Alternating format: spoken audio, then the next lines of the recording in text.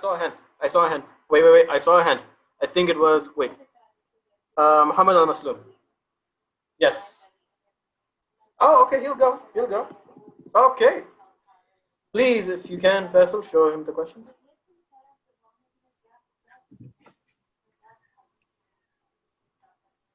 Okay, my friend, please pick a number. Make my day. Why don't you make my day and pick a number for me? Well, here's the little trap. Here's a little trick here.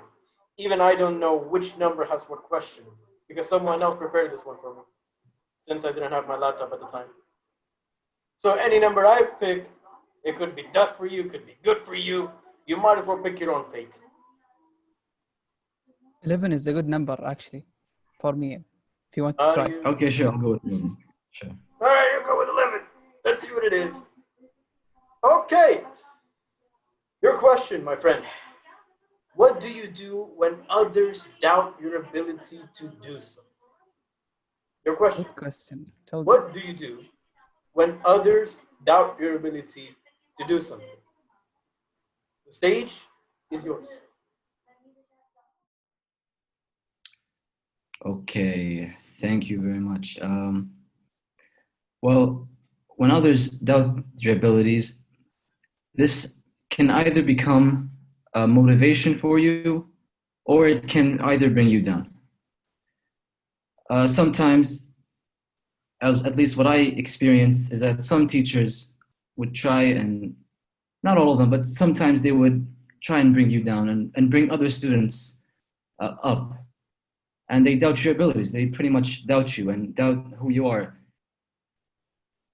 But sometimes, if you have the right mindset, this could be the best source of motivation, just to prove them wrong.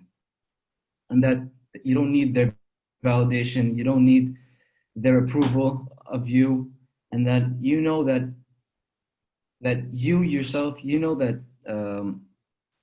that you can rely on yourself, that your validation comes from within and doesn't need other people to validate you and approve of you. I know that's pretty much it. Thank you. You see, I saw someone who was raising their hands already, but I was unfortunate not to pick him at the time. However, I will. Muhammad Hassan, welcome back, my friend. I see you've got shave. Oh man, you look very different. Yeah, I got my beard shaved up. I'm gonna regrow it again. I just wanted to see how it looks like without a beard. It's been about 10 months since I've shaved. Man, that was a majestic beard. But you can always grow it back, my friend. So, yeah. Go ahead. Pick a number. I'm gonna go with number 7. Number 7. Let's see what it is. Oh. Your question. Why is it hard to forgive? Your question. Why is it hard to forgive?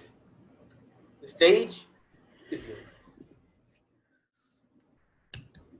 Wow, okay. That is actually a very tough question. Why is it hard to forgive? Well, I would say it is very difficult to forget stuff in the first place for some people when you have like a very personal bad experience with a certain food or something. For an example, like if you order food and you get the wrong order, you're gonna be really pissed for a very long time, and it'll be very hard for you to forgive that certain restaurant, and you're gonna tell every single person that you know that that person gave you the wrong order. Like you said, yo, I want a burger without cheese, for an example. He just give you a cheeseburger. You're gonna be pissed for a very long time, and you're never gonna go back to that restaurant ever for probably 1 month or 2, and then you're gonna decide to come back because you're gonna be hungry again and you're gonna want to eat from them again.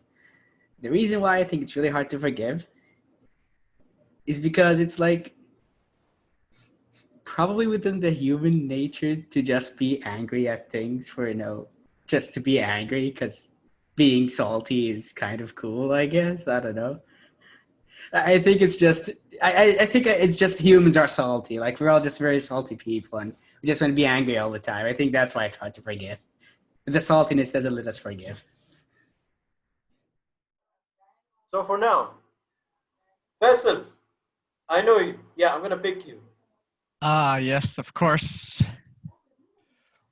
Even Ooh, though, all right. even though So, you do you know want to most of the questions that I've the already sent Forbidden you, Book? but I have the book. The Forbidden Book, of course. Now, you see, Faisal, I know for a fact this question will undoubtedly make you a mess. Because I know how you think. So, let me go ahead and just ask you this beautiful question. Your question, Faisal, if everyone is a hero in their own story, in whose story are you a villain? Your question, Faisal Malki, if everyone is a hero in their own story, in whose story are you a villain? The stage is yours. Before I answer that, I'd like to say if not everyone's a hero in their own story. Yahya, for example, he's a villain in everyone's story. Like that's an undoubted fact. But I like the play on words there. He said there's like everyone's a hero in their own story. So am I a villain in their story? Sometimes it's my choice to be their villain. Other times, I don't have a choice. I'll give you an example. There was this one time I was sitting at the bench. You know, this guy came looking for his keys. And I thought, you know what? I looked around with him. I didn't find the keys. And then he's like, all right. He just walked away, started asking other people. And then while I was sitting there, I was looking up at the tree branch. I was like, that's a shiny tree branch. And he's like, wait, why is there keys dangling from the tree branch? I was like, oh, it's his keys. So I took it. And I was like, okay, I found the keys. And I saw him in the distance. I thought to myself, if I go ahead and I give him these keys and I tell him, these were hanging on the tree branch, he would not believe me. He would think I'm trying to steal his keys. And I just did a poor excuse of doing it. But if I have to be the villain so that I can do what's right, I'd gladly have the world turn against me. Because at the end of the day, it doesn't really matter what story or I'm going to be a part of as a villain. In my story, I will be the hero. And in whose story? Those who think me doing the right thing is wrong. And that's my answer. Back to you, Tabletop Master. This roster right here, everyone has been raising their hands. Why do you do this to me? But now, to finish this off, this table topics, I'm going to give everyone the chance to do what they did last week. Go ahead, reach your consensus. Give me a question. Ooh. I have a good one. Okay. You're forced to adopt a very irrational logic. What logic would you adopt? Again, you're forced to adopt a very irrational logic regarding anything. What would you adopt? Stage is yours. So, let me go ahead and answer this one. If I had to choose an irrational logic, which irrational logic would I choose? You see, to even choose an irrational logic, you have to be irrational yourself, don't? No? So in doing so, all I will do is pick the flat earth motive. Simply because there is irrational logic in it. Why? Let me explain. You see, even though it may sound irrational to you, to me it sounds very rational. Because I am irrational. And the whole point of it is, is that when everything is flat, you can easily go from point A to point B. You don't need to curve yourself around it. It is simple. No? It's very simple to me. It may not be simple to you because you are not rational like I am. But even with this round, circular, flat earth,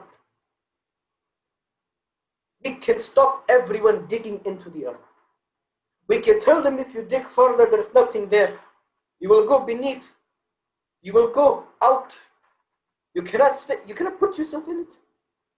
That's another rational. That's the rational logic, no? You see, the whole point of picking an irrational thought is to pick something and irrational and try to rationalize it. So there, Faisal, I answered your question. I hope it was worth it.